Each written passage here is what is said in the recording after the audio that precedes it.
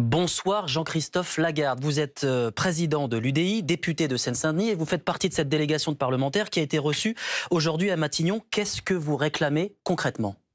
Quelque chose de très simple, ce qu'on appelle l'égalité, c'est-à-dire que quand on met 100 € pour n'importe quel citoyen de notre pays, dans le département des Alpes-Maritimes, de l'Ille-et-Vilaine, de l'Allier ou même des Hauts-de-Seine, on met aussi 100 € en Seine-Saint-Denis. Ce n'est pas le cas aujourd'hui. Mais non, justement. Il y a une grande escroquerie depuis toujours, c'est qu'on dit on donne trop pour les banlieues, et particulièrement pour le département dont je suis l'élu. Ben, c'est faux. Quand on donne 100 ailleurs, on va donner 80, 85 en Seine-Saint-Denis. Et le paradoxe, c'est qu'il y a plus de difficultés, on concentre plus de difficultés en Seine-Saint-Denis qu'ailleurs, mais qu'on donne moins qu'ailleurs. C'est pas plus. Et ça, y compris quand on compte ce qu'on appelle les plans de rattrapage, la politique de la ville, etc. Et vous disiez tout à l'heure que nous réclamons parce que nous disons qu'on n'a pas assez. Non, non. L'événement, et ce qui a valu ce déjeuner avec le Premier ministre, qui a reconnu cette inégalité républicaine vis-à-vis des citoyens. Il vous a donné des explications ? Il n'a pas donné d'explications, mais il a reconnu, c'est la première fois. J'ai l'honneur d'être élu de ce département depuis 17 ans, d'y vivre depuis 50 ans.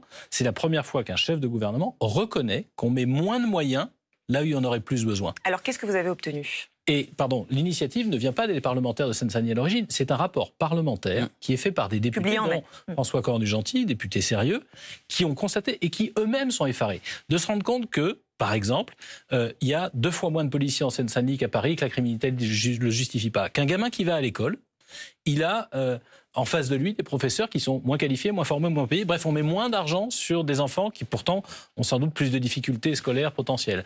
Mais la vérité, c'est que quand on décline, on l'a à la justice. Imaginez que vous êtes, si vous voulez divorcer à Paris, vous êtes reçu, nous a-t-on dit, dans les 2 mois. En Seine-Saint-Denis, c'est entre 1 an et 1 an et demi pour être reçu la première fois. Vous imaginez les conséquences familiales, sociales, éducatives pour les enfants. Alors du coup, qu'est-ce que vous avez obtenu cet après-midi ? Nous avons même, entre guillemets, simplement demandé que quand on met 100 pour un citoyen ailleurs, on mette 100 aussi pour la Seine-Saint-Denis. Logiquement, puisqu'on concentre toutes les difficultés, on devrait dire 110, 120, 130, pour que là où il y a plus de moyens, plus de besoins, on mette plus de moyens. On ne demande même plus ça. On demande au moins qu'on donne autant qu'ailleurs. On a bien compris, mais qu'est-ce que vous avez obtenu du coup cet après-midi de la part du Premier ministre ? Très franchement, on n'est pas. Enfin, moi, je suis pas arrivé à cette réunion en me disant qu'on allait avoir que c'était l'euro-million et qu'on allait toucher.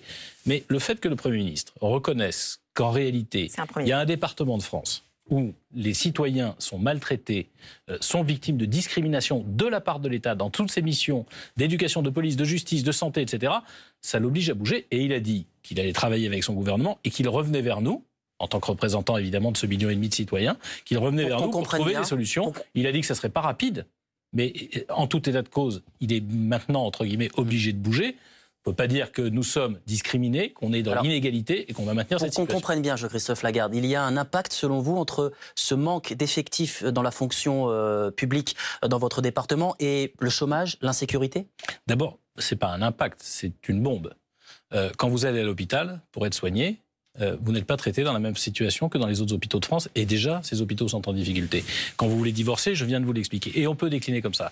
Mais en réalité, ce qui se passe, c'est que vous ne pouvez pas dire à 1 500 000 habitants, qu'on monte souvent du doigt, parce que la Seine-Saint-Denis a une image, etc., qui sont 1 500 000 personnes normales, qui aspirent à la même chose que vous, que leurs gosses puissent réussir à l'école, qu'ils puissent se soigner, qui se baladent dans la rue sans être dans l'insécurité.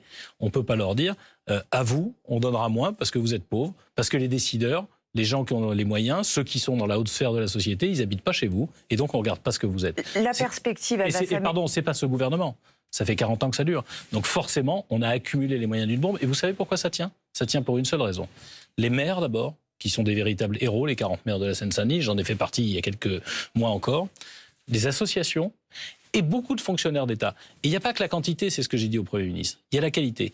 Quand vous avez le plus jeune prof qui ne connaît pas encore son boulot, qui est en face du gamin qui a le plus de difficultés, il est moins efficace. On a besoin de fidéliser des fonctionnaires, des policiers, des enseignants qui ont de l'expérience, qui ont de la capacité, parce qu'à partir du moment où on leur donne une situation plus difficile à gérer, ce n'est pas la peine de nous envoyer des apprentis. Merci Jean-Christophe Lagarde. Merci à vous.